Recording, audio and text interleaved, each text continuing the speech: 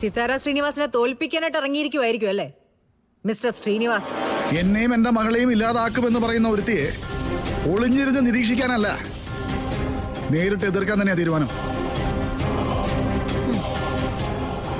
ഇത്രയും കാലം ജയിലിൽ കിടന്ന ഒരാൾക്ക് സിതാര ശ്രീനിവാസിനെ കുറിച്ച് കേൾക്കുന്നതൊക്കെ വെറും കെട്ടുകഥകൾ മാത്രമായിരിക്കും. പക്ഷെ യാഥാർത്ഥ്യം അറിയുന്നവര് ബിസിനസ് ലോകത്തുണ്ട്. ഇറങ്ങിത്തിരിക്കുന്നതിന് മുമ്പ് അവരോടൊക്കെ ഒന്ന് ചോദിക്കായിരുന്നു.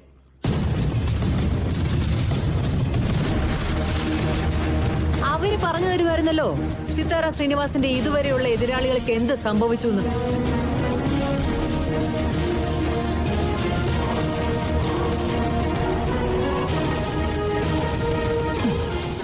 കഥകളിലെ വീരനായികമാരെ എനിക്കിഷ്ടമാണ്. പക്ഷെ സിതാര ശ്രീനിവാസനെ കുറിച്ച് ഞാൻ കേട്ട കഥകൾക്ക് അങ്ങനൊരു വീരനായിക പരിവേഷം ഇല്ല.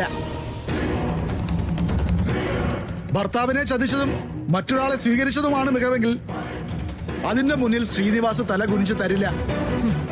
എങ്കിൽ കാണാം. എന്നെ തോൽപ്പിച്ച് ഈ ടെൻഡർ നേടിയെടുക്കാൻ പറ്റുമെങ്കിൽ നിങ്ങൾ എന്നെ ഒന്ന് കാണിക്കേ.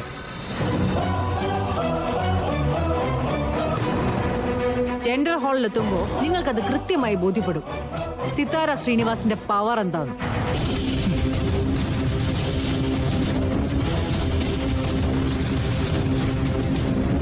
നിന്നോട് എനിക്കൊരല്പം സ്നേഹം ഉണ്ടായിരുന്നു.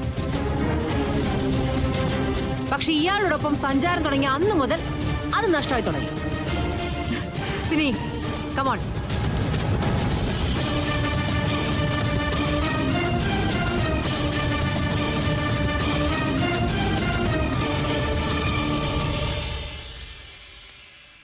അച്ഛാ, അമ്മയോട് മത്സരിക്കാൻ വേണ്ടിയാണോ നമ്മൾ ഇങ്ങോട്ട് വന്നത്? അമ്മയെ തോൽപ്പിക്കാനാണോ അച്ഛന്റെ ഉദ്ദേശം? നിന്റെ അമ്മ പറഞ്ഞത് കേട്ടില്ലേ? Business is business. വേറൊന്നും അതിനകത്ത് കൂട്ടിക്കുഴക്കണ്ട. മോളുവാ.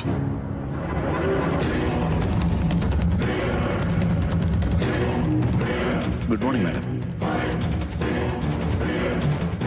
Good morning.